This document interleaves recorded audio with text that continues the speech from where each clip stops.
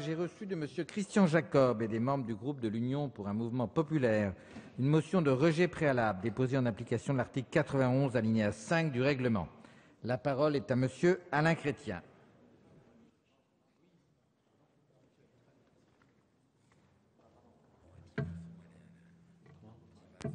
Bonjour Monsieur le Président. Monsieur le Président, Monsieur le Ministre, Monsieur le Rapporteur Général, Monsieur le Président de la Commission des Finances, mes chers collègues. Ce projet de loi de finances rectificative pour 2012 a été adopté ici même en première lecture dans cet hémicycle par la majorité socialiste. Quelques semaines plus tard, quelques jours plus tard, le Sénat l'a rejeté. C'est dire l'incertitude, c'est dire le manque de cohésion, c'est dire le manque de conviction que cette majorité a sur ce projet de budget rectificatif, un projet de budget rectificatif qui s'inscrit, il faut le rappeler, dans un double contexte. Tout d'abord, celui de la dégradation de la France par l'agence Moody's, une dégradation qui n'est pas due au bilan de la précédente législature, comme certains souhaitent le dire, mais bien aux 6 premiers mois de cette présidence socialiste, puisque l'agence Moody's a attendu 6 mois avant de sanctionner votre politique fiscale, ou plutôt votre absence de politique fiscale. Ce collectif intervient aussi quelques semaines après l'examen du projet de loi de finances pour 2013, qui va engager la charge fiscale de 20 milliards d'euros sur les Français et sur les entreprises.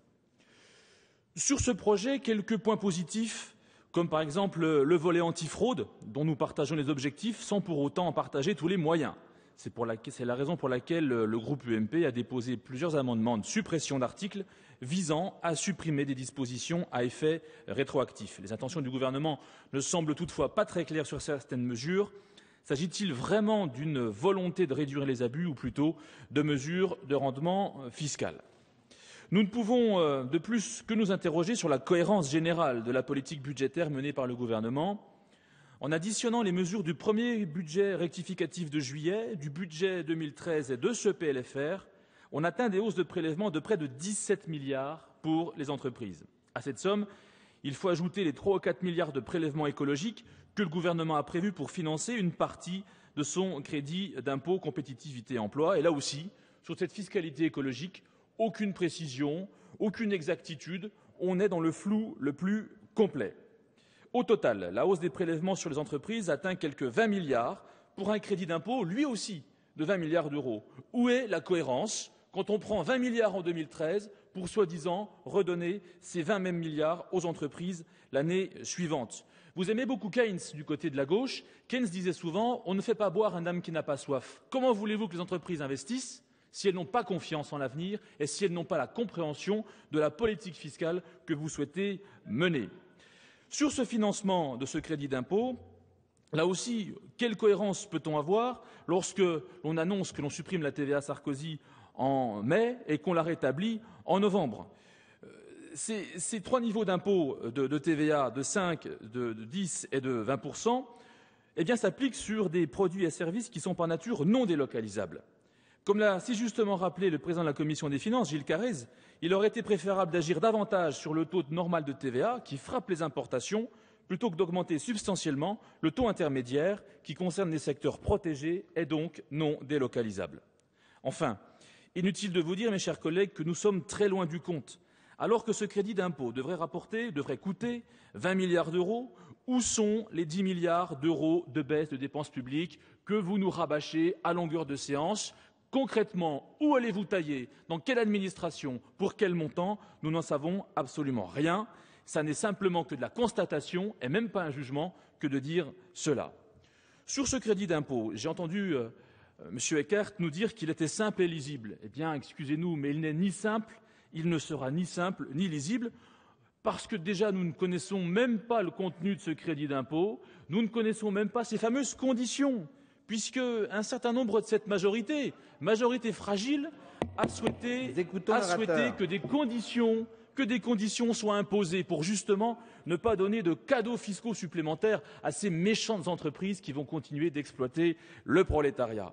Et même Bruno Le Roux était là aussi pas très d'accord avec vous lorsqu'il déclarait, j'ouvre les guillemets, qu'il n'est pas question d'introduire des conditions dans l'attribution du crédit d'impôt compétitivité emploi, alors que quelques jours plus tard, certains ici même dans votre majorité l'exigeaient. On voit donc bien que cette fragilité de la majorité socialiste ou socialo-communiste ou socialo-écolo-communiste, je ne sais pas très bien comment très bien la qualifier, eh bien, il n'y a aucune conviction dans cette politique qui a été mise en place. Et nous sommes très sévères, et les Français, d'ailleurs, aussi y sont. Il n'y a qu'à voir les derniers résultats des élections partielles. Et donc, ce crédit d'impôt n'apportera aucune véritable réponse aux faiblesses structurelles de notre économie. Là encore, on reporte à différents audits des politiques publiques, ce qui ressemblera vraisemblablement aussi à une RGPP façon Hollande, après avoir fustigé la RGPP façon Sarkozy. Ce crédit d'impôt recherche, ce crédit d'impôt compétitivité emploi, reste donc une très maigre réponse au regard du fameux rapport Gallois dont vous vous gaussiez systématiquement et qui, lui, préconisait un vrai choc de compétitivité en transférant une partie significative des charges sociales jusqu'à 3 SMIC et demi, soit 30 milliards d'euros, vers la réduction de la dépense publique et le relèvement de certains taux intermédiaires de TVA. Il n'est donc pas certain que ce crédit d'impôt, dont la facture sera payée par les ménages, puisse permettre de faire baisser les coûts de l'industrie. Pour ce faire, il aurait fallu cibler des salaires plus élevés que 2,5 fois le SMIC. De même, ce crédit d'impôt ne répond pas à l'urgence de notre situation économique et à ce qu'attendent les entrepreneurs. Alors qu'il devrait s'appliquer dès le 1er janvier 2013, comme c'était le cas pour la TVA anti-délocalisation, il n'entrera pas en vigueur avant 2014. Et pourtant, vous partagez comme nous, du moins je l'espère, le même constat sur la situation d'urgence dans laquelle se trouve l'économie française. D'autant que, globalement, le maintien de l'objectif de la France de ramener son déficit public à 4,5% du produit intérieur brut n'est plus garanti, dans la mesure où la recapitalisation de Dexia alourdira bien le déficit budgétaire de l'État, qui atteindra plus de 86 milliards fin décembre, contre 83 attendus jusqu'ici. Mais pour atteindre l'objectif de 4,5%, vous allez une fois de plus faire appel à la hausse de la fiscalité applicable aux entreprises. J'y vois l'occasion de souligner l'étouffement croissant des entreprises face aux prélèvements fiscaux. Dès lors, nous ne pouvons que nous interroger sur cette politique budgétaire qui consiste à donner aux entreprises d'un côté pour reprendre de l'autre, avec un ensemble de mesures qui vont considérablement alourdir leurs charges. Depuis le mois de juillet, mes chers collègues, il faut constater que votre politique budgétaire ne pose pas la bonne question, celle du nécessaire rééquilibrage entre hausse des recettes et baisse des dépenses. En faisant porter les 2 tiers de l'effort de redressement des finances publiques sur les ménages et les entreprises, sans réduire le train de vie de l'État, ces 20 milliards de hausse d'impôts que vous proposez, en faisant porter le niveau des prélèvements obligatoires au taux record de 46,3%. Ce n'est pas ce crédit d'impôt compétitivité emploi proposé dans ce collectif et dont on nous dit que l'attribution sera conditionnée dans 3 mois qui risque d'inverser la donne après le matraquage fiscal que le budget pour 2013 va leur faire subir. Nous citerons entre autres la limitation de la déductibilité des intérêts d'emprunt à 75% pour 2013, le mécanisme de report des déficits des entreprises soumises à l'impôt sur les sociétés, la modification de l'assiette de la quote-part pour les frais et charges sur les plus-values de cession de titres de participation, la modification du régime des acomptes d'impôt pour les entreprises et enfin l'imposition au barème progressif de l'impôt sur le revenu des gains de cession de valeurs mobilières dont les conditions pour en être exonérées sont tellement éloignées de la réalité qu'il sera très difficile pour les entreprises de les réunir toutes.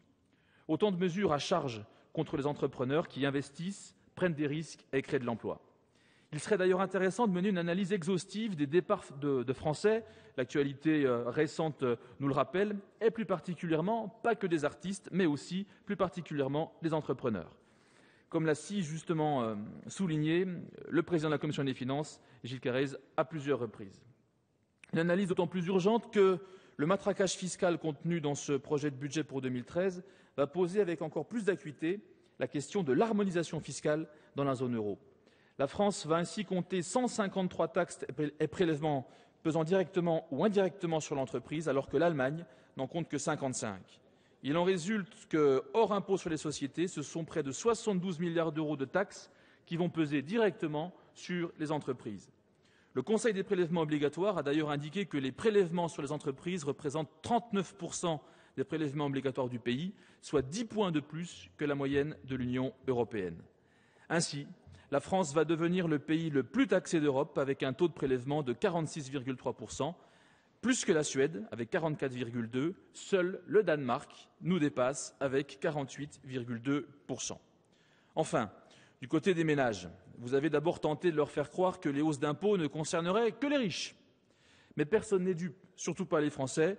En vérité, vous avez inventé la révolution fiscale permanente. Ce sont au moins 6 Français sur 10 qui vont subir votre matraquage fiscal. Le seul gel du barème de l'impôt sur le revenu que vous auriez pu remettre en cause va à lui seul toucher l'essentiel de la classe moyenne en augmentant la pression fiscale de 2%.